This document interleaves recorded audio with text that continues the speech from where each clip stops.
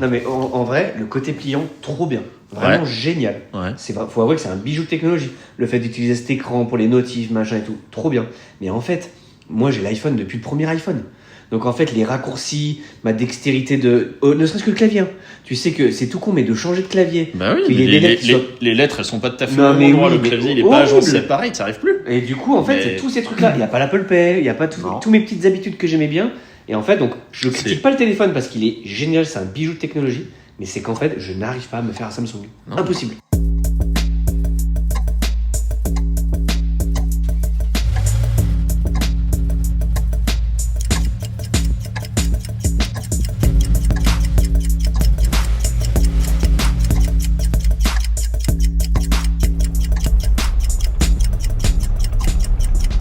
Moi, j'ai un verre quéquette. Je sais pas comment je dois le prendre.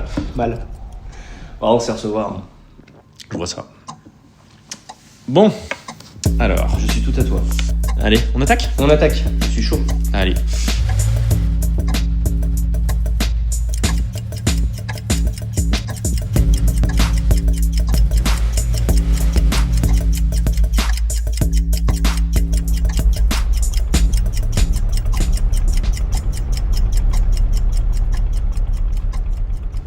Bonjour et bienvenue dans Belle Mécanique.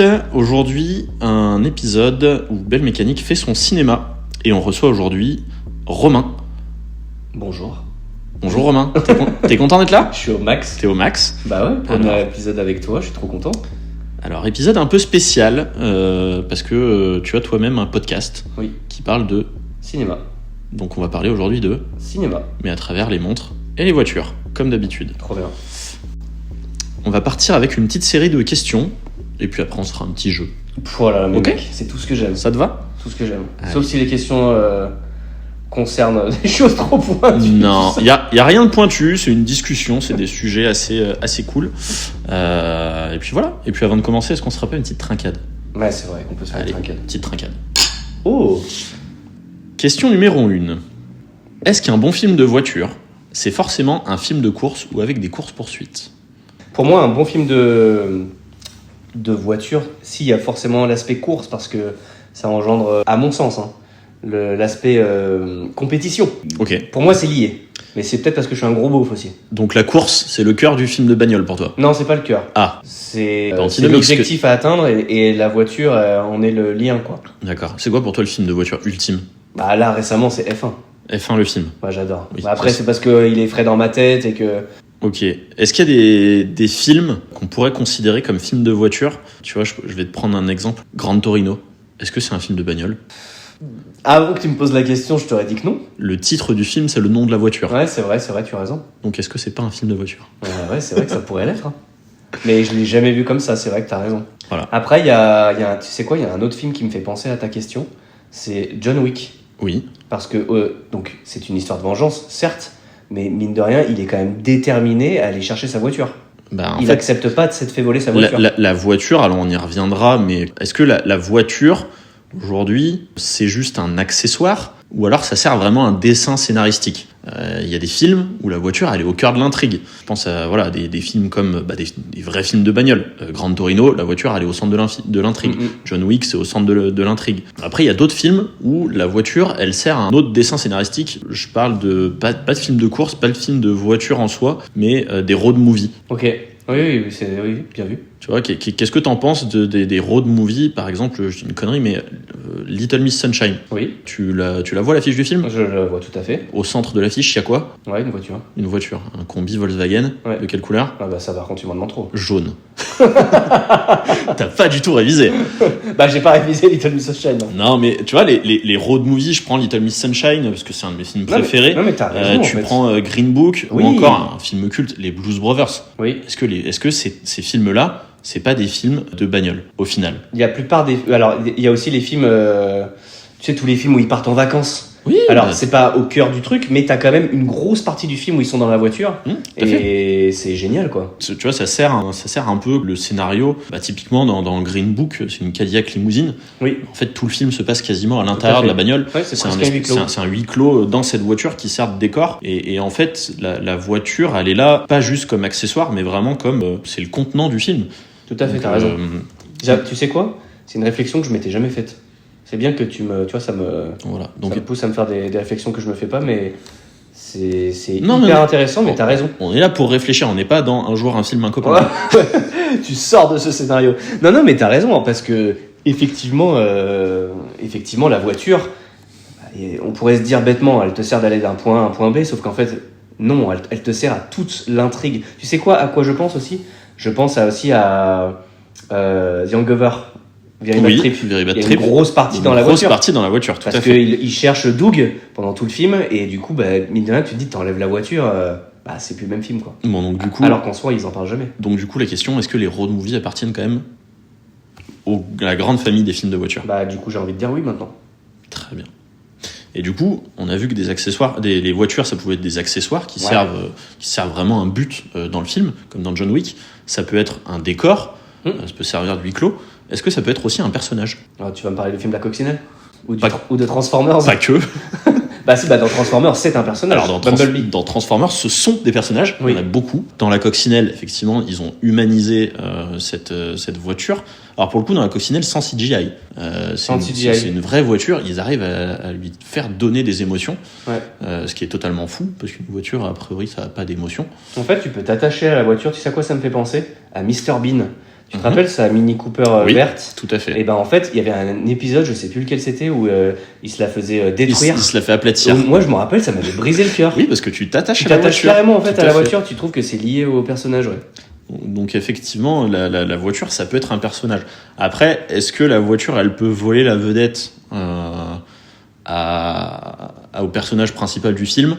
Non, moi, je pense que l'un va avec l'autre. Si on reste sur John Wick, ce qui est classe, c'est John Wick dans cette voiture. Si tu prends un des méchants qui lui a volé dans cette voiture-là, quand le méchant lui prend sa voiture, donc il l'a forcément conduit, c'est tout de suite, c'est un moins de gueule, quoi. Okay. Je trouve que c'est l'association des deux qui est belle, comme Mr Bean et sa Mini. Ouais, tu prends Drive et tu le fous dans une Clio 2, ça marche pas. Non, ça marche pas du tout. Mais même, oui, c'est sûr. Ah oui, Drive, j'avoue, génial. Ah, Drive, c'est aussi un film de bagnole. Oui, pour le coup, tout est dans le titre. Oui. Mais donc du coup, oui, ça peut vraiment être des personnages. Cars ? Est-ce que les voitures sont des personnages dans Cars ? C'est quoi, j'avais même pas pensé alors que c'est tellement évident. Oui, évidemment. Mais du coup, tu vois, alors c'est un film d'animation, je trouve ça fou, mais ce que je trouve incroyable, c'est qu'ils arrivent à filer des émotions et vraiment des traits de caractère à des voitures que tu vois vraiment comme ça. Tu vois, ça fait longtemps que je l'ai pas vu, Cars. J'ai beaucoup maté avec mon fils, mais je sais pas, mais Martin, c'est un dépanneur tout rouillé. En fait, il a vraiment l'attitude et le truc de la voiture. Par contre, le design est ouf. Il y a un truc qui fait que qu'ils ont un côté humain, c'est qu'ils ont des yeux, en fait. Ouais, mais le fait d'avoir remplacé les phares par les yeux, ou suivant par rapport où c'est sur la voiture, je trouve que ça donne un côté carrément humain, parce que nous, nos expressions, elles passent toujours par le regard. Ouais, mais est-ce que tu trouves pas, moi des fois je me fais la réflexion, est-ce que les gens qui ont des voitures, est-ce qu'ils ressemblent pas à leur voiture ? Si. Tu sais, les gens qui... regarde. Voilà. Je pense que lui, il ressemble à sa voiture. Lui, il doit ressembler à sa voiture. Je sais pas si ça s'écoute au micro, mais lui, il doit ressembler à sa voiture. Ou à sa moto, en tout cas. Si ça s'écoute pas, donc le mec qui est accéléré comme un bourrin dans la rue, je suis sûr que lui, il ressemble à sa voiture. Donc, mais non, mais ça, t'as raison. Et puis ça va avec une époque de ta vie. Tu vois, je trouve que tu n'as pas la même voiture quand tu as 18 ans que quand tu as 50 ans.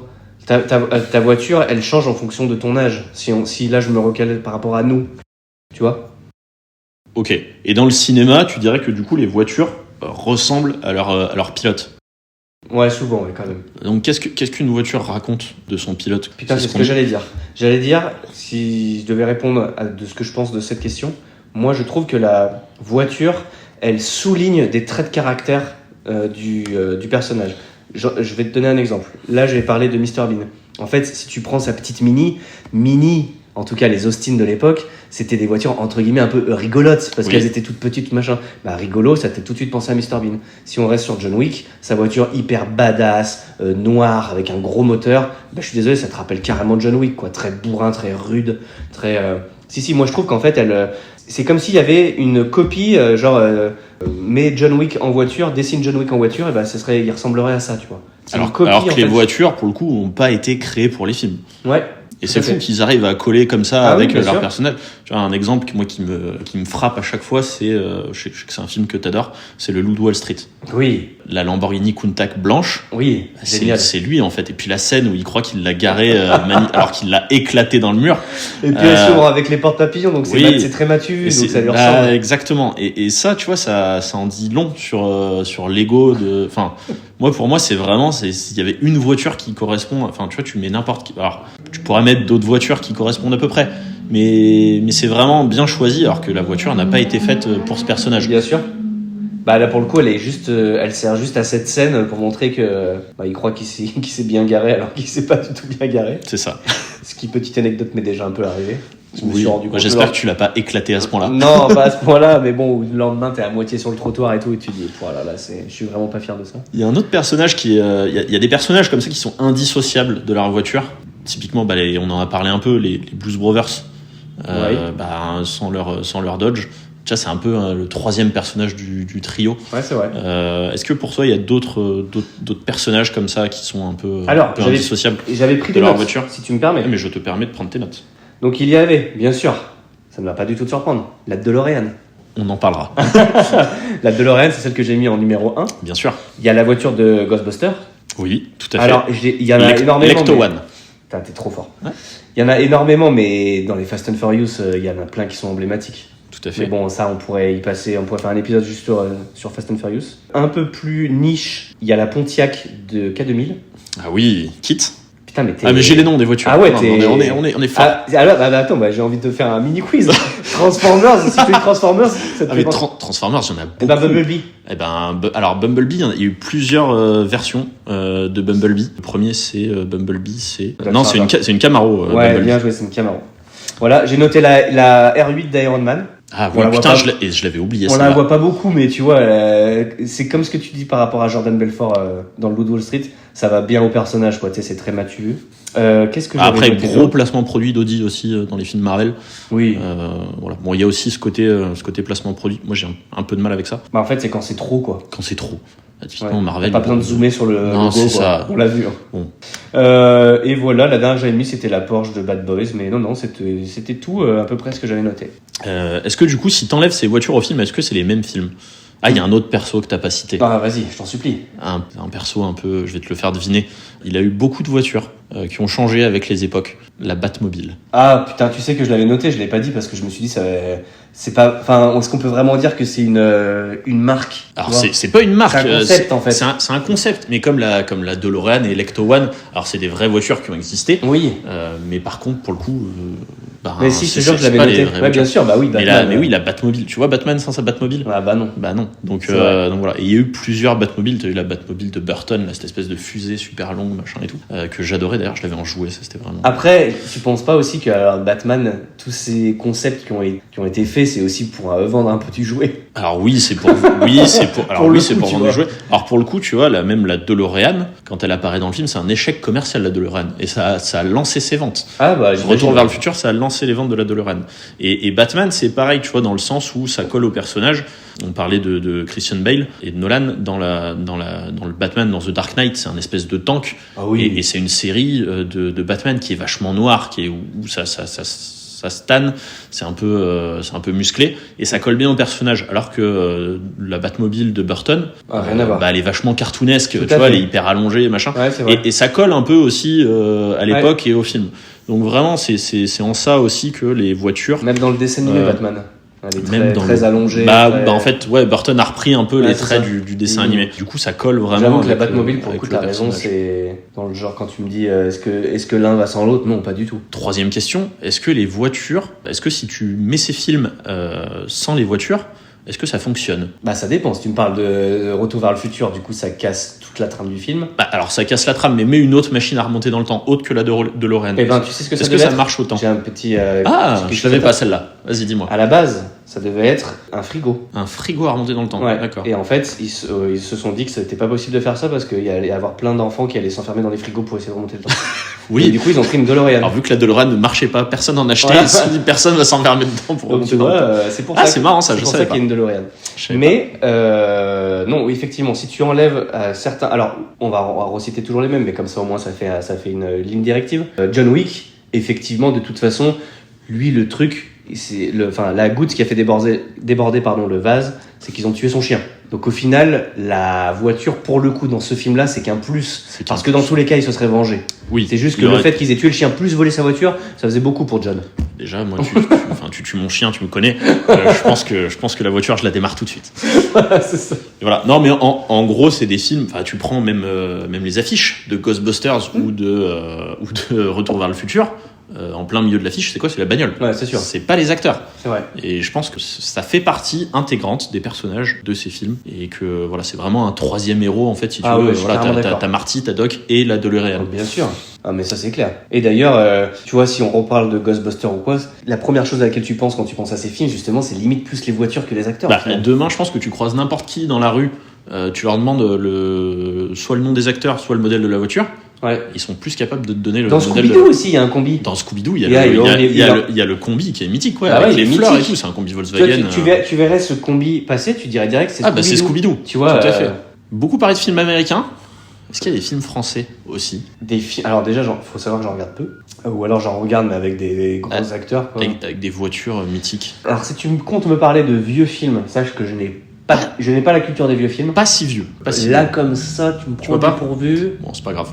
Je vais te donner des indices. Vas-y. Un film qui se passe à Marseille. À Marseille ? Oui. Avec une voiture emblématique ? Oui. Ah bah Taxi ! Bah oui, Taxi. Ah bah oui, Taxi, bien sûr. 14 minutes 30. Eh ben ça vous laisse le temps de prendre les journaux et peut-être même un petit café. Bon voyage, monsieur. Mais oui, bah oui. C'était la Peugeot combien ? 500... Attends. C'était une 406. Ah, c'était une 406. 406 et après une 407. Et ben tu sais qu'avec mon regard d'enfant, alors maintenant bien sûr ça fait beauf, mais quand j'étais beaucoup plus jeune, que Taxi est sorti, pour moi c'était genre goal quoi, d'avoir cette voiture. C'était fou cette voiture. Parce qu'en plus, c'était pas luxueux comme avoir genre une Bentley ou quoi. Elle était un petit peu, alors elle faisait déjà un peu sportive, mais quand il commençait à trifouiller les boutons, que ça commençait à la rabaisser, à lever un aileron, à machin, j'étais là en mode waouh, c'est très gadget en fait. C'est ça que j'aime bien dans les films de bagnole, c'est que t'es pas obligé d'avoir des voitures que personne peut acheter, que personne peut se payer, machin. Ils ont réussi à rendre emblématique une 406. Ouais. Alors ça a fait décoller les ventes, je crois que PSA ils ont enregistré plus 25 ou plus 30% de ventes après la sortie du film. Ah ouais. Un truc comme ça. Mais tu vois, c'est un film de bagnole français, Taxi. Oui. Et pour le coup, la voiture est vraiment au cœur du film et c'est le personnage du film. C'est cette putain de voiture avec des gadgets dans tous les sens. C'est clair. Bah là tu disais si t'enlèves la voiture, bah là il y a plus de film. Ah bah non, bah oui, non forcément. Après tu pourras la remplacer par une autre avec voiture. Avec ce petit caméo de Sylvester Stallone dedans. C'est vrai, il y a un caméo de Stallone dans Taxi et ça c'est incroyable, Donc voilà, donc ça c'est le film de voiture français par excellence. Il y en a d'autres, un peu plus anciens. Vas-y. Tu vois par exemple des films cultes, typiquement Les Gendarmes. Avec la scène avec la 2 chevaux. C'est vrai, où elle est totalement désossée, il roule sans le carénage de la 2 chevaux. De Funès aussi, beaucoup de films de bagnole. Je pense aussi que j'ai vu il y a pas si longtemps que ça, c'est Fantomas. Bah Fantomas, je vois. Il a une DS et en fait la DS pareil, c'est un peu le James Bond français. Okay. La DS, elle a des ailes, il y a une scène où il y a des ailes et elle décolle, enfin ça fait une voiture avion, c'est un truc de fou. Et tu te dis en fait c'est un film de Funès et ils sont allés dans des délires Bah Fantomas, je vois, mais effectivement la voiture m'a pas je pense que j'étais déjà trop ancien pour moi. Voilà pour la partie voiture. Est-ce que tu as des petites choses à ajouter ? Non, je trouve que c'est bien. Tu m'as même surpris. Je t'ai surpris ? Ah bah non, attends, là que je parle de film et que direct tu me sors le modèle, ça m'a scotché. Ah mais après il y a des voitures mythiques, il y a des films avec des... Bah tiens, si j'ai une question. Si tu enlèves l'aspect un peu beauf et le virage qu'a pu prendre la franchise de Fast and Furious, oui. Si on reste juste sur le 1-2. S'ils vont pas sur la Lune, ouais, admettons. 1-2 parce que 3 déjà c'est déjà bon. Bah même s'il a un peu, il trouve ses fans, mais oui. Le 1 et 2, t'en penses quoi justement de comment ils ont souligné les voitures ? Typiquement tout à l'heure tu me disais que le lien n'est pas forcément le fait de faire la course ou quoi. Il y a toujours des plans hyper serrés où ils te montrent toutes les voitures dans le détail. Les premiers Fast and Furious c'est vraiment des films de voitures et même de tuning parce qu'en fait les mecs ils ont des relations hyper spécifiques. Enfin ils aiment plus leur bagnole que leurs femmes dans les films. Ouais, surtout dans les premiers, tu vois, ils les astiquent, ouais. Et ça, en fait, c'est une relation. Bon, beaucoup de mecs ont ces relations avec leur bagnole. Je pense que toi, t'as eu la même relation avec ton Audi TT à l'époque. C'est possible.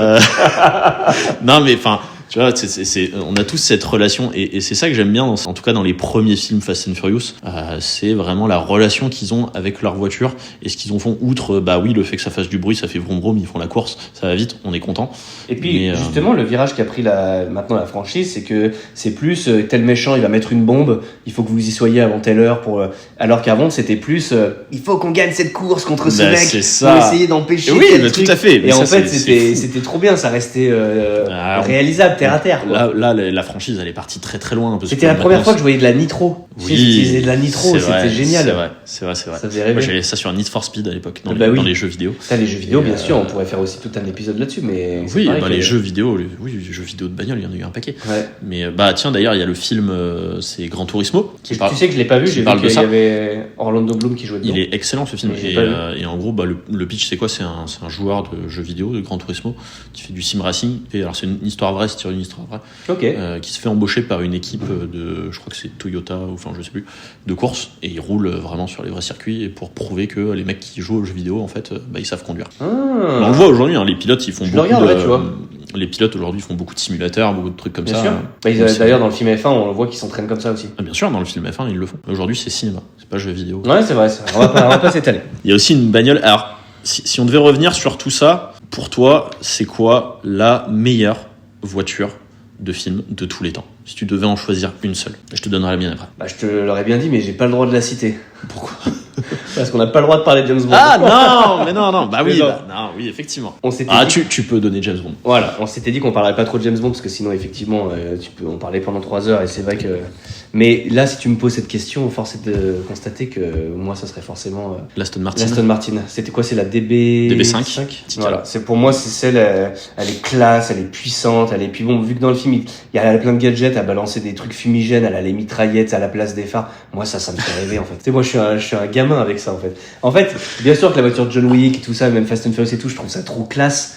Mais alors si comme tu disais, si je devais en garder une, donc ça veut dire que je projette l'idée de potentiellement rouler avec. Jamais je roulerais avec des voitures comme John Wick alors que tu me dis viens faire un tour dans une Aston Martin, mais je serais aux anges. Ça c'est vraiment une voiture qui me fait kiffer. Et puis là pour le coup, encore une fois, c'est une voiture, c'est un personnage à part entière. Les voitures de James Bond, c'est des personnages à part entière, comme ses montres d'ailleurs. Mais on en parlera dans un épisode dédié. Ok, moi c'est la Lamborghini Miura dans l'Orse Bar. Je sais pas si t'as vu ce film. Ah non, je l'ai pas vu. C'est un vieux film et la Miura, c'est avec Belmondo.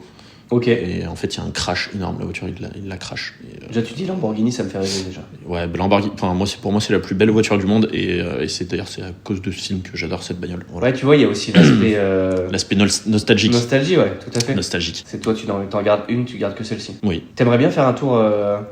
Si tu devais faire un tour dans une voiture, ce serait cette Lamborghini? Ah oui. Ah ouais, plus que toute autre voiture. S'il y avait une voiture, c'est celle-là. Ah ouais. Ouais, ça c'est ma voiture préférée de tous les temps. On passe côté montre? Je sais pas ce que je vais pouvoir en dire, mais vu que je porte que des montres Pokémon. Non, mais t'inquiète pas. Il y a pas de mauvaise question. Non, bien sûr.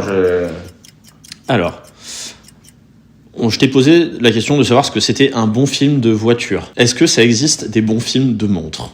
Honnête. Est-ce que, en gros, je vais te reposer la question, est-ce qu'il y a, comme dans les films de voiture, des films où les montres servent vraiment le scénario ou sont au cœur d'une intrigue, selon toi? À part James Bond? À part James Bond. Ouais, non, parce que moi, à part... Là, quand tu me dis montre et cinéma, le seul que je visualise bidouiller sa montre pour faire exploser une bombe, c'est James Bond.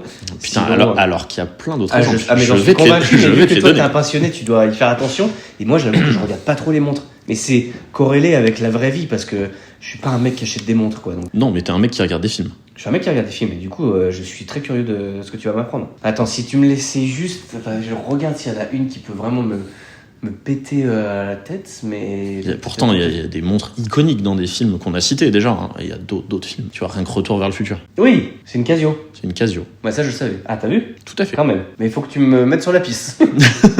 Mais ok, bah oui.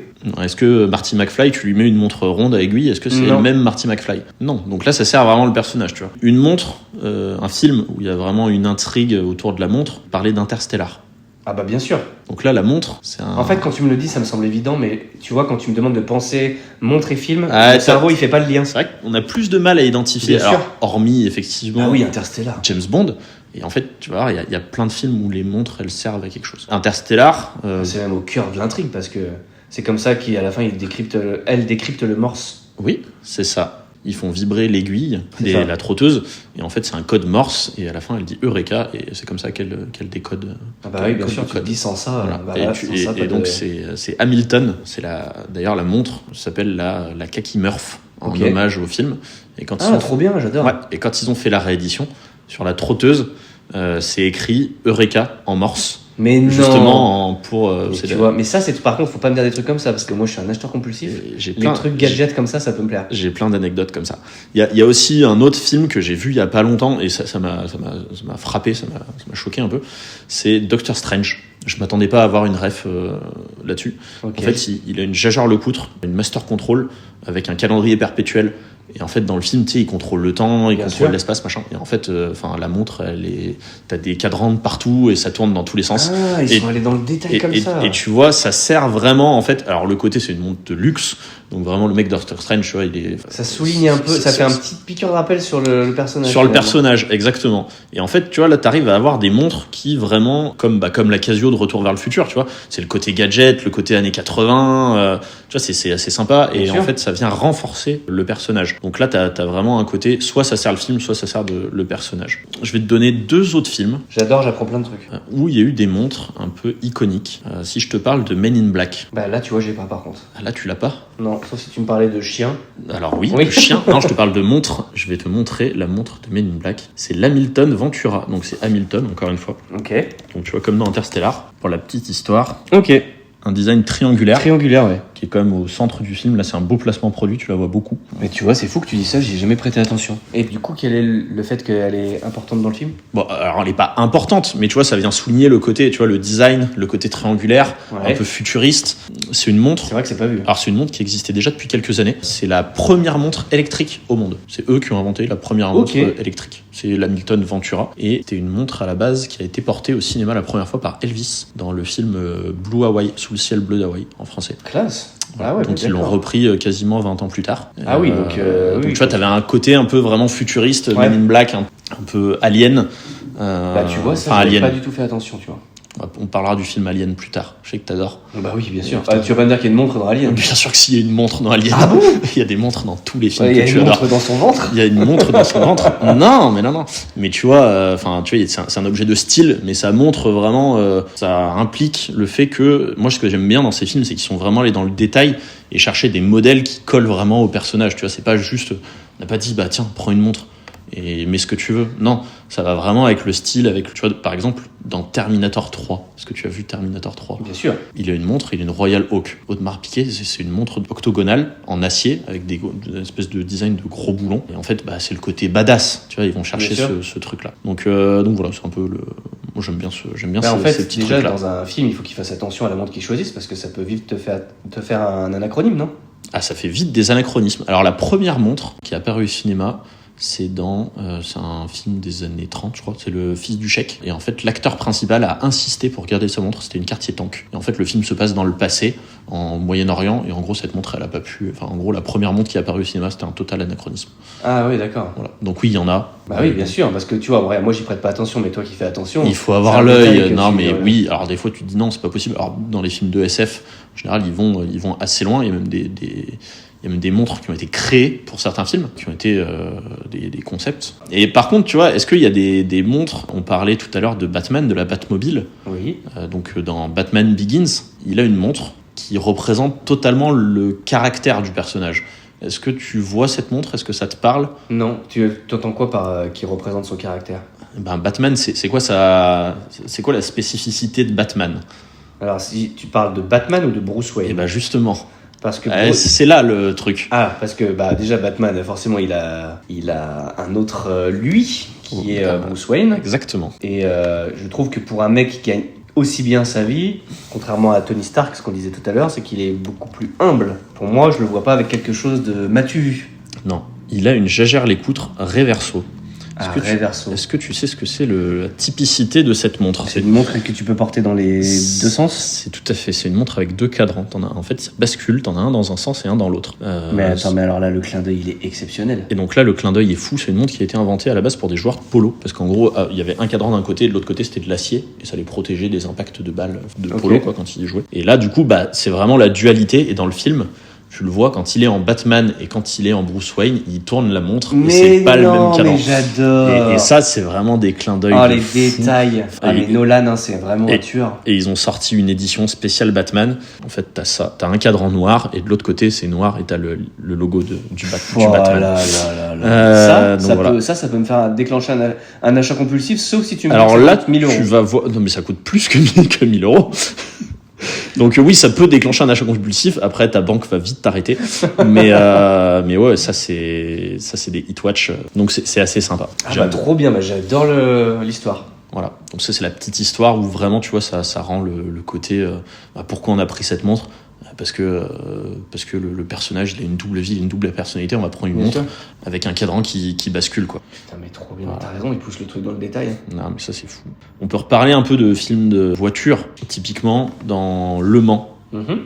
Génial d'ailleurs, celui de en passant. Et génial.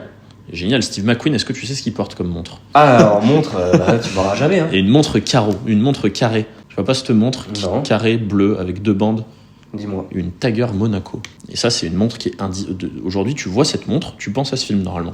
Mais tu vois comme quoi il y a vraiment un lore, encore une fois, on parlait des voitures, mais c'est pareil, il y a un lore des montres. Tu vois, toi, tu fais attention à ce genre de détails. Si je te montre cette montre, normalement, tu penses à Steve McQueen. Ouais, c'est vrai. Et en fait, c'est la montre qu'il a choisie pour le film. Ils en ont passé une dizaine, parce que du coup, il l'a cassée à chaque fois. C'est des montres qui valent très cher. Petit budget quand même.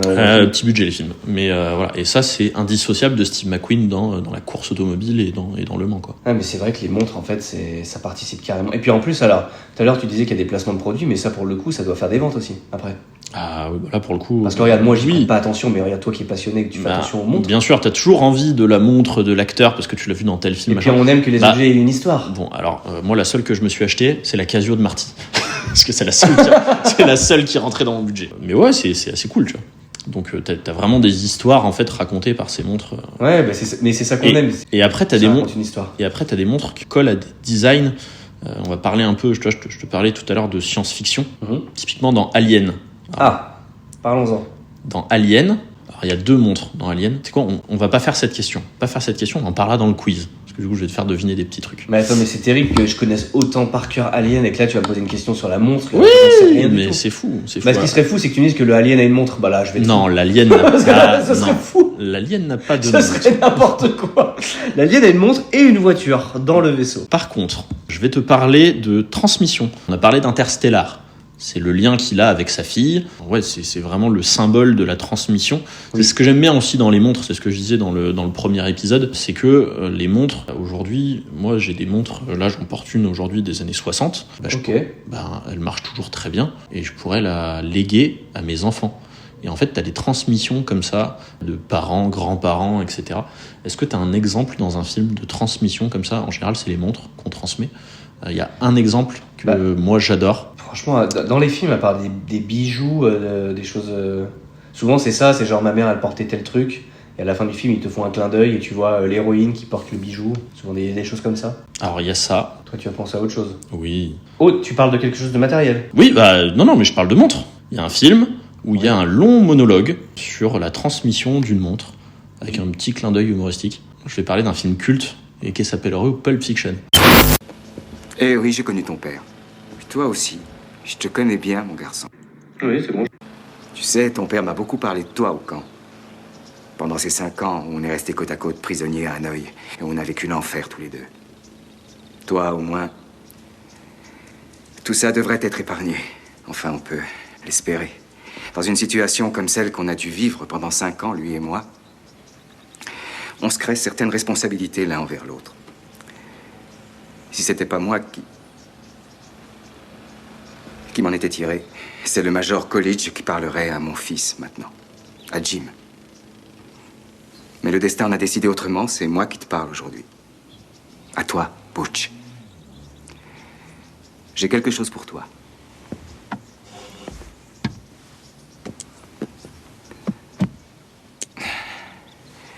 une montre en or.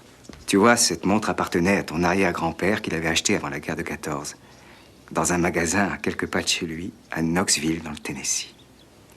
Pour lui, cette montre-bracelet représentait un pas en avant historique. À l'époque, tout le monde portait les montres gousset des oignons. Peu après, sa montre au poignet, le caporal Coolidge quitta son Tennessee natal pour les tranchées. Sur tous les fronts de France, de Verdun jusqu'à la Forêt-Noire, cette montre en or fut son plus fidèle compagnon. À la fin de la guerre, il rentra chez lui et retrouvait ton arrière-grand-mère. Il ouvrit son coffre, y déposa sa montre et il y resta quelques années.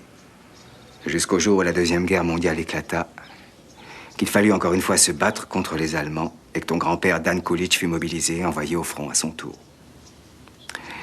Et ton arrière-grand-père offrit la montre à son fils Dan sur un quai de gare.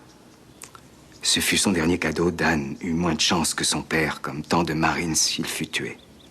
Il tomba héroïquement à la bataille de Wake Island. Tous ces hommes prévoyaient leur destin. Lui aussi. Il n'avait plus aucune illusion. Personne n'avait la moindre chance d'en sortir vivant. Alors, ton pauvre grand-père, sachant que l'assaut final allait être donné, alla trouver à l'aéroport un nommé O'Flaherty. Et bien qu'il ne l'eût jamais vu de sa vie, il lui dit « J'ai un fils. C'est un nouveau-né. Et je n'ai vu ce fils qu'en photo. Je voudrais, si tu as la chance de rentrer un jour en Amérique, que cette montre-bracelet soit remise à mon gosse. » 3 jours plus tard, ton grand-père fut tué. O'Flaherty, qui lui avait donné sa parole, porta la montre à ta grand-mère pour qu'elle la donne à ton père quand il serait grand. La voici.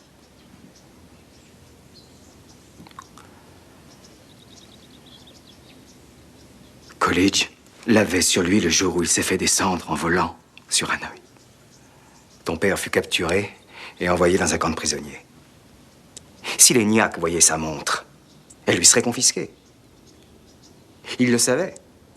Et pour lui, il était clair que cette montre te revenait de droit.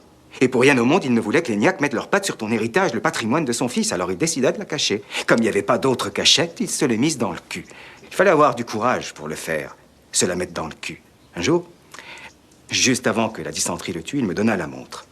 J'ai alors caché ce vieux bout de métal dans mon anus 2 années durant. Et après 7 ans d'absence, je pus retrouver ma famille. Et aujourd'hui, cette montre, je suis venu te la donner. Arrête, bah oui, ok. Oui, c'est bon, je l'ai en tête. Donc tu vois ce long monologue Oui. où le capitaine Kuntz, il arrive et il a l'enfant et il lui dit bah, j'étais avec ton père, il m'a légué cette montre et il se l'est fourré dans le cul, il l'a caché pendant 2 ans et moi je l'ai gardé pendant 2 ans dans mon cul et maintenant je te la lègue. C'est un truc, alors c'est pour le coup là, c'est une vraie montre, c'est historique parce que c'est une montre qui tenait lui, enfin dans le film. Son père le tenait de son grand-père. C'est une lancée c'est une montre qui a beaucoup été vendue pendant la Première Guerre mondiale. Une montre de tranchée, on appelait ça. Et en gros, il dit bah moi j'ai fait voilà pour pas qu'il me la pique, je l'ai caché dans mon anus. Et quand il est mort, il me l'a transmis et moi je l'ai caché dans mon anus. Et maintenant elle te revient de droit. Et j'adore cette scène de film et qui dit en fait bah ouais mais tu vois c'est le seul lien que le gamin il a avec son père, c'est cette montre. Et il y a beaucoup de films comme ça. Où sur Interstellar, au final, déjà. Il y a ce lien du fait que c'est son moyen de communication et c'est aussi un clin d'œil lié au temps. Parce que, c'est un clin d'œil lié au temps. Montre, c'est que ça reste quand même du temps à la base. Tout à fait. Bah, comme dans, tu vois, on parlait de temps, bah, Retour vers le futur, typiquement c'est lié au temps. C'est une montre calculatrice de Dominique Copenbach, je sais pas comment ça se dit son nom. Lui, Doctor Strange. C'est un enfer. C'est lié au temps. Oui. C'est pareil, tu vois, mais ça raconte vraiment une histoire. En fait, c'est une histoire dans le film. Et c'est ça que j'aime bien, que cet objet il raconte en fait dans les films. Et puis avant, ça devait être un peu un luxe parce que je me souviens qu'il y a quand même beaucoup de films où il y a des scènes qui semblent anodines, mais où des gens demandent l'heure dans la rue. Genre, vous avez l'heure s'il vous plaît ? Quand ils font des films sur une certaine époque. Oui, donc, quand tout le monde n'avait pas de montre. C'est ça en fait. Ou de téléphone dans la poche. Ouais, mais ça crée du lien, encore une fois. Déjà, ça crée du lien, mais il y avait quand même ce truc c'était pas à la portée de tout le monde d'avoir une montre quand même. Alors qu'aujourd'hui, tu vois, à la limite, moi, je me permettrais presque le luxe de ne pas en porter parce que... Et tout, hein, j'ai pas de collier, j'ai pas les bagues, à part mon alliance, mais je suis contraint. Voilà. On fait une petite trincade ? Oui, bien sûr. Allez, on passe au quiz. Petite trincade ? Allez, c'est l'heure du quiz. Comme je vois que les montres, c'est pas ton truc, on va faire des petites questions, comme ça je vais te mettre encore plus mal à l'aise. Mal à l'aise. Bah vas-y. Ton premier épisode de ton podcast. Oui. Est-ce que tu as un podcast qui s'appelle Un jour un film à copain. Qu'on peut retrouver sur Spotify et YouTube actuellement, mais sous tes conseils, je vais pas tarder de le mettre sur Deezer et Apple Podcast. Je te montrerai comment on fait. Un podcast sur le cinéma, qui est très bien à écouter. Merci, c'est gentil. Ton premier épisode était sur le film Vanilla Sky. Vanilla Sky. Il roule dans une voiture. Il roule dans une voiture, tout à Je n'ai fait. aucune idée de quelle voiture c'est, tu vas me dire. Ça tombe bien. La question c'est quelle montre porte Tom Cruise? Ah bah non, mais là tu me tues là. T'as même pas la marque? Je te jure que je n'ai pas la marque. Mais attends, mais d'un côté, je suis très content de ne pas avoir la réponse parce que j'adore que tu m'apprennes des choses. Voilà. Ça, j'ai l'impression que tu me rajoutes de la culture sur ces films-là que j'ai vu 200 fois, mais pourtant j'ai pas ces détails. Tu feras attention, c'est une montre de pilote, Ok. pilote d'aviation, qui est la l'IWC Mark 15. C'est une montre typée pilote, un peu comme ça. Ah, magnifique. Voilà. Donc ça, c'était... pour la première question, j'ai voulu faire une référence à ton podcast. Je pensais que tu connaissais les films que tu présentais tout à l'heure. Non, Pas du tout. Autant dans le détail. Pour la deuxième question, j'ai choisi un film que tu apprécies énormément. Alien. Dans Le Loup de Wall Street. Ah merde. Alors, il y a une question sur Alien aussi. Très bien. Dans Le Loup de Wall Street, quelle montre dorée incarne le style puissant et charismatique de Gordon Gekko? Alors, à la base, j'en ai aucune idée, mais si je devais... comment dire avoir une logique liée à ce film, je dirais que c'est une Rolex. Eh ben non, c'est pas une Rolex. Non, bah d'ailleurs là, sur ça. Non, ça aurait pu être une Rolex, effectivement, ça marche. Il balance dans la foule, il y a une scène où il lance dans la foule une montre comme ça. Ouais. C'est une Tag Heuer. Okay. Et par contre, celle qui porte au poignet, c'est une Cartier Santos. Ok, bah là, tu voilà. Encore, enfin, voilà, c'est une montre. Effectivement, t'étais dans le luxe, il a pas pris une... T'imagines bien que si j'ai pas regardé ça il a pas pris une Sky, j'ai Seiko, pas regardé machin. non plus. Non, bah pour le temps, il y a des gros plans dedans. Mais voilà. On en a parlé tout à l'heure. Quelle est la forme géométrique originale du cadran de la montre Hamilton Ventura dans Men in Black? Triangulaire. Triangulaire, très bien, t'as bien retenu. Donc ça, pour le coup, tu vois, c'est la première montre électrique. Je t'écoute plus que ma femme quand elle me parle.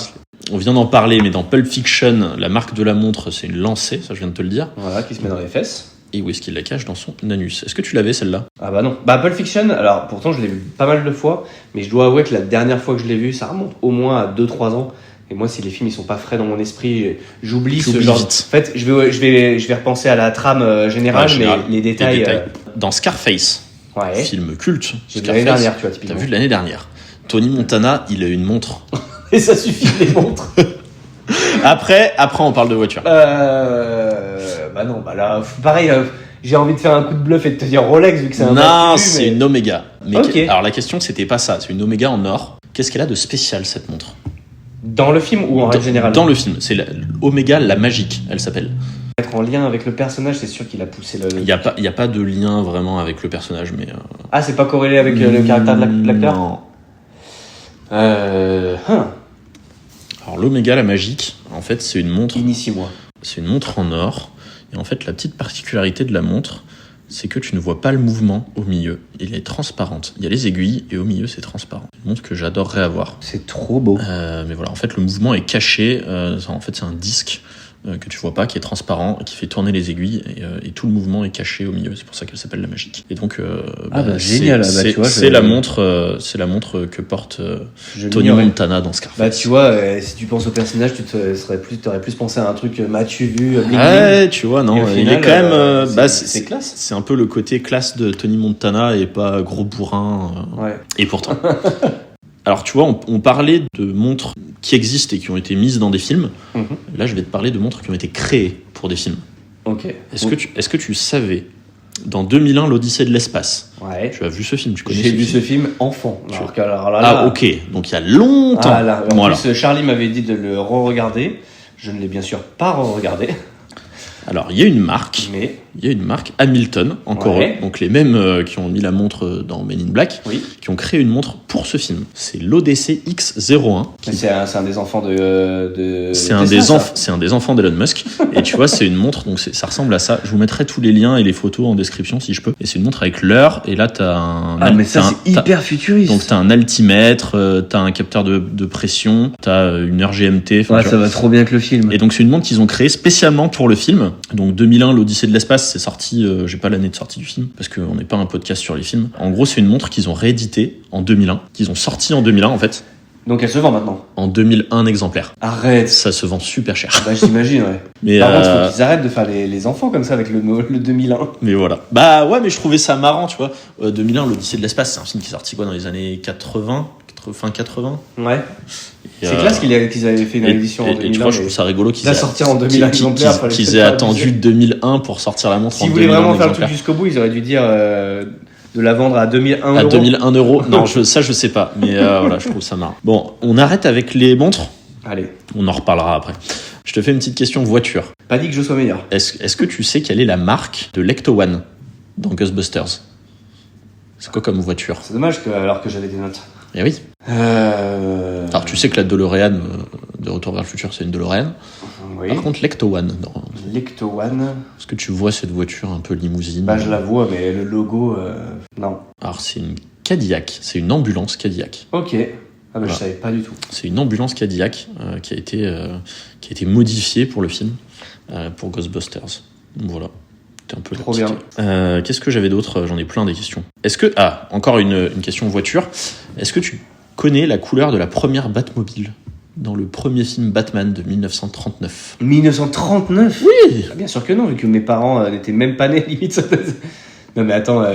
Quelle est la couleur de la première Batmobile? Si je te pose la question, c'est qu'elle est pas noire. Bah oui, je me doute. Mais je suis en train de réfléchir. T'aurais pu me dire noir. Ah, et faire un coup de bluff? Oui. Non. C'est quoi la deuxième couleur de Batman? Jaune. Ouais. Bah elle est pas jaune. C'est horrible. Bah dans ce cas, j'en sais rien. Elle était rouge, comme dans C'est les. vrai. Comme, Oh putain, tu sais que si tu m'avais comme pas. comme dans les premiers comics. Ok. Voilà. Si tu m'avais pas fait ta feinte là avec la deuxième couleur de Batman, j'allais dire rouge, mais au bluff quoi. Non, la première Batmobile était rouge, c'était une berline un peu ancienne, tu vois, comme tu vois la voiture de Cruella dans Les 101 Dalmatiens. Oui, bah bien sûr. Bah, c'était ça, mais rouge. Ah C'était ouais. la Batmobile. Un peu rodé quand tu vas chercher les méchants. Oui, c'est pas, c'est plus le, c'est pas, Ça fait pas pareil quoi. Non, il est un peu moins discret, on va dire. Un peu moins discret. Autre question sur les voitures. La DeLorean, Oui. c'est quoi son carburant dans Retour vers le futur? Alors, c'est un mélange, c'est des détritus. Attends, dans le 1 ou dans le 2? Dans le 1. Dans Non, le 1, c'est du plutonium. Non, dans le 2, pardon. Ouais, dans le 2. Dans le 1, c'est du plutonium. Oui. C'est ce pourquoi il s'embrouille au C'est début ça. avec les mecs sur le parking. Et dans le 2, il fait plus simple. Il prend des détritus, donc il met une canette, une peau de banane. Ouais, je sais plus trop, mais il y a un peu ça. c'est des déchets organiques. Voilà. Des déchets Ah, organiques. tu me le donnes celui-là. Je te le donne, je t'accorde un point. T'as vu, le plutonium, c'est des déchets organiques. Voilà, donc c'est un peu. Bon, après, c'est ce qu'on fait aujourd'hui. Hein. On met des déchets.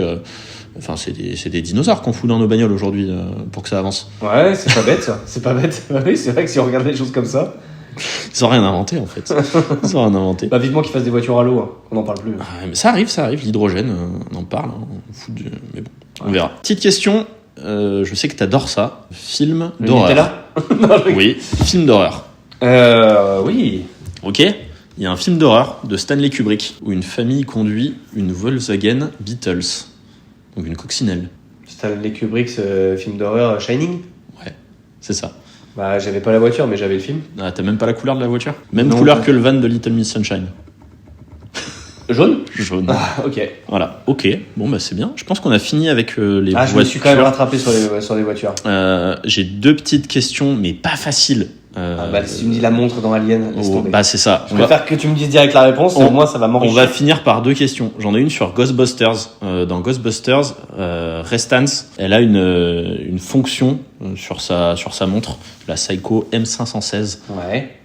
Est-ce que tu sais ce que c'est la fonction de cette montre? Non, mais j'ai envie que tu me l'apprennes. C'est une fonction dictaphone et c'est une montre qui a vraiment existé.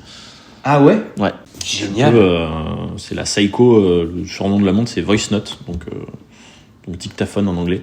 Et en gros c'est une montre avec un dictaphone dedans. Et tu peux enregistrer des podcasts directement depuis ta montre. Oh là là là là, les gadgets comme ça, tout ce que j'aime. Et voilà. Et tu vois, ça, je sais que c'est des montres qui te parlent. Ah bah oui, bah ça, je peux porter ça. Je sais que tu peux porter Dès qu'il y a ça. du plastique, moi de toute façon. Je sais que... En fait, il faut pas qu'il y ait de métal. Et on va finir par ton film préféré, qui s'appelle Alien. Et là, j'ai deux questions. Je sais que tu ne sauras pas répondre. Bah bien sûr. Dans Alien, dans le premier, hein, Oui, le bien sûr. premier. Alors, j'ai une question sur 1979. 1979. Quelle montre porte Ellen Ripley. Bah, je n'en ai aucune idée. Alors, est-ce que tu vois un peu cette montre, à quoi elle ressemble? Alors, pas du là, tout. Je te demande pas d'avoir la marque. Je vois ça. Parce Je vois que t'as une- tout, je la vois. parce que tu t'as vois, une les- belle les t'as une cheveux, belle affiche. sa tenue, je T'as vois une- tout. T'as Je vois pas sa montre. T'as une super affiche du film Alien dans ta petite pièce où tu enregistres tes C'est podcasts. Alien 2. C'est Alien 2. Alors, c'est la deuxième question. Ah. Quelle montre est-ce qu'elle porte dans Dans Alien Alien 2? 2, bah écoute. Est-ce qu'elle porte la même ou pas? Donc, c'est une Casio. Ah, mais ça pourrait être. Mais c'est sûr qu'ils ont fait ça. Donc, la montre, Ça reste quand même Cameron qui a fait le 2. la montre qu'elle porte, c'est une Casio F100 dans le premier. Dis-moi que c'est la même dans le 2. Alors, c'est cette montre qui ressemble un peu à celle que tu as au poignet aujourd'hui. Par contre, il y a deux. Tu sais que maintenant que tu viens de dire ça, je vais vouloir me l'acheter. Bon, ça, tu peux l'acheter. C'est Abordable. Ça, c'est abordable. Et tu vois, elle porte cette montre avec un bracelet rouge avec les deux cadrans. Voilà. Elle porte cette montre-là. Donc, une petite Casio avec des fonctions chrono, 4 boutons. Ah, j'adore. un peu la même que Marty McFly. Ouais, c'est vrai. Je pensais que tu l'aurais celle-là. Non. Alors pas le modèle exact, mais je pensais que tu aurais ça. Et donc dans Alien 2, donc le retour, est-ce que tu sais quelle montre? Et surtout, la deuxième question, c'est qui a designé la montre du film Alien 2? Si je te pose la question, c'est que c'est pas Alors, déjà, on va s'embrouiller parce que le film s'appelle pas du tout Alien 2 le retour. non, c'est pas Alien Il 2, s'appelle le retour. Aliens avec un S. Aliens, tout à fait. Voilà. Je ne sais pas qui a designé. Alors, la montre, c'est la Seiko Giugiaro Ok. avec. Ah, donc elle a pas la même montre. Non, elle a pas la même montre. Et ben donc du coup il y a une erreur d'écriture puisqu'il la récupère dans le vaisseau où elle a quitté le 1. Tout à fait. Donc, D'accord. Ellen Ripley, elle a cette montre dans Alien 2. Giugiaro, donc avec ses gros boutons sur le côté, là, un peu reconnaissable. Ouais, ça fait très un peu très sympa, futuriste. avec une fonction chrono. Alors ça, pour le coup, c'est la première montre quartz avec un chrono mécanique. Ah ouais. Ouais. Voilà. Et Giugiaro, c'est un designer italien. Et Ouais. est-ce que tu sais ce qu'il a designé, Giugiaro? Je suis sûr que ça n'a rien à voir avec les montres. Ça n'a rien à voir avec les montres. Mais ça a à voir avec tout ce qu'on vient de se dire. Ah, une voiture. Oui. Dont on a Un Italien. dont on a parlé. Un Italien. Ça Alors, doit être une Lamborghini. alors, quand tu vois la gueule de la montre, est-ce que ça te fait pas penser à une bagnole?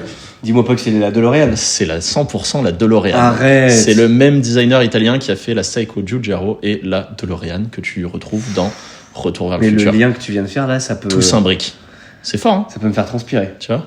Non, mais Nolan, il a rien inventé, je lui ai tout appris.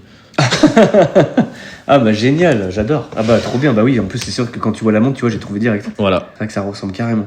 Et c'est fini pour ce petit quiz. J'espère que tu auras appris plein de choses. Oh, mais putain, mais mec, tu m'as enrichi. Je t'enverrai mes notes, tu réviseras. Attends, mais je voulais juste te faire une petite parenthèse. Ouais, Est-ce que- vas-y. Alors je suis sûr que tu la connais vu que tu as l'air visiblement Ah, calé en montre. je connais pas On tout. m'a parlé d'une montre Casio Ouais. qui prend une photo. Oui. En fait, elle est bombée, je sais plus comment elle s'appelle, et tu peux prendre en photo Oui. et la photo apparaît sur la montre. Sauf qu'elle est sortie dans les années je sais plus comment et que c'était une prouesse technique incroyable. Alors, j'ai pas le modèle exact, mais oui, Casio, ils ont fait des. Alors, c'est pas une Casio, ça doit être une Seiko. Si, c'est une Casio. T'es sûr? Ah, je suis sûr à 100%. Je l'avais mis dans mes favoris Vinted, si tu veux tout savoir. Qui prend une photo. Tu vas voir. Je vois très bien de quoi tu parles. C'est celle-là. Ça doit être ça. Tout C'est à celle-là fait. et en fait, Avec là, la caméra. devant, t'as une caméra en fait. Ouais, alors Casio, ils ont fait des trucs de fou. Ils ont même fait des montres avec la télé. Hein. Putain, mais ça, mais moi j'adore ça, ces trucs de gadgets. Tu vois?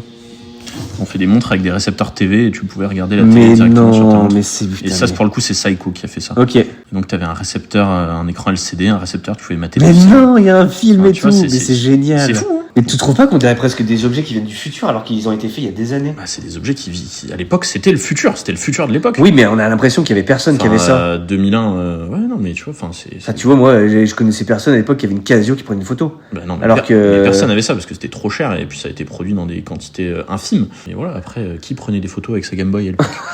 Oui, c'est vrai. Si, la Game Boy, on l'a tous fait quand même. Mais voilà. On l'a fait une fois, et puis après, on l'a rangé le truc. Exactement. Mais oui, non, mais. il Et y a c'était des- celle-là, mais c'est sûr, parce qu'il m'avait envoyé la photo. Donc c'est une Casio. Écoute, sur Vinted, je crois qu'elle était à moins de 200 balles. Casio WQV1 avec un appareil photo. Première montre bracelet équipée d'un appareil photo. Et tu vois, quand tu prends ta photo, c'est instantané, genre un peu à la Polaroid, sauf que ça te la sort pas, mais ça te l'affiche sur l'écran. Tu sais, en très mal fait, bah, genre un peu comme tu dis Game Boy, quoi. Je vois pas l'intérêt. Enfin, je vois pas Mais l'intérêt. ça fait délirer. Sauf si tu t'appelles. Sauf si t'es agent secret, quoi. Mais je vois pas quel intérêt de faire ça. Après, tu me diras maintenant, ils font bien des lunettes avec des. Voilà, c'est comme ça. Ah ouais. C'est pas mal. Bah voilà, bah écoute, je ne connaissais pas. Bah, je suis content, je t'ai appris une montre. Enfin, je connaissais pas. J'en avais entendu parler, mais j'avais pas le De loin, quoi. truc. Trop bien. Et ben merci pour ce podcast. Bah, merci à toi. Écoute, j'espère que Désolé de que le ne pas premier- connaître autant les montres, mais Non, j'espère mais qu'en c'est cinéma, pas grave. j'étais, Moi, j'espère que t'as appris bluffé. plein de trucs. Bah oui. On n'est pas là, Ah oui, j'ai appris plein de trucs. on c'est n'est sûr. pas là pour répondre aux questions. On est là pour apprendre plein de trucs. Ah bah oui. Puis t'as l'air, c'est ce que je te disais, t'es passionné. J'ai des petites anecdotes. Dans Taxi, est-ce que tu sais combien de bagnoles ils ont passé pour tourner le film? Dans le 1. Bah j'aurais dit 2 ou 3, mais tu vas me sortir un chiffre extravagant. Non. Il y a eu 28, Quoi 28 voitures, des vraies 406 tuning, et il y a eu 27 kits qui ont été fournis par PSA pour foutre sur des voitures normales. Waouh. Donc il y a plus d'une cinquantaine de voitures pour faire le film. Voilà. Et C'est dans- fou. et dans- Mais vraie question, mais quel est l'intérêt d'en avoir autant? C'est parce que. Parce que les scènes n'étaient pas tournées pareil, ils foutaient, tu sais, dedans, ils mettaient les caméras un peu. À l'époque, tu pouvais pas. Techniquement, tu sais, c'était tout un système, machin. Il y en avait avec des caméras montées devant, il y en avait où ils roulaient en arrière, donc c'était pour des scènes de cascade. Ok, Donc ok. la carrosserie était toute retournée et la Enfin, voiture ça fait était beaucoup, machin. quand même. Là, ça fait énormément. Et puis ils en ont cartonné un paquet, je crois. Ah ouais, il doit y avoir ça, ouais. Et pareil, dans Bullitt, je crois qu'ils ont. Pour la scène de poursuite, tu vois, avec la Mustang, là. Ouais. Ils ont craché, je crois, 10 bagnoles. Et il en reste plus qu'une à la fin. Enfin, bon, voilà, bref. Mais j'ai appris que dans les films, des fois tu avais genre la carcasse d'une voiture de luxe, mais à l'intérieur un tout petit moteur, parce que finalement c'est le moteur qui coûte Ah plus oui, cher. c'est que le. Et ce qui fait que quand ils les crachent, ça coûte entre guillemets moins cher. Bah, c'est ça en fait, tu vois, quand les kits, c'est ça qu'ils ont, qui vendent en fait. Tu t'adaptes ça sur une voiture un peu pour refaire ce truc. Et Voilà. bah c'était très intéressant, je te remercie. De rien. Au revoir. Au revoir.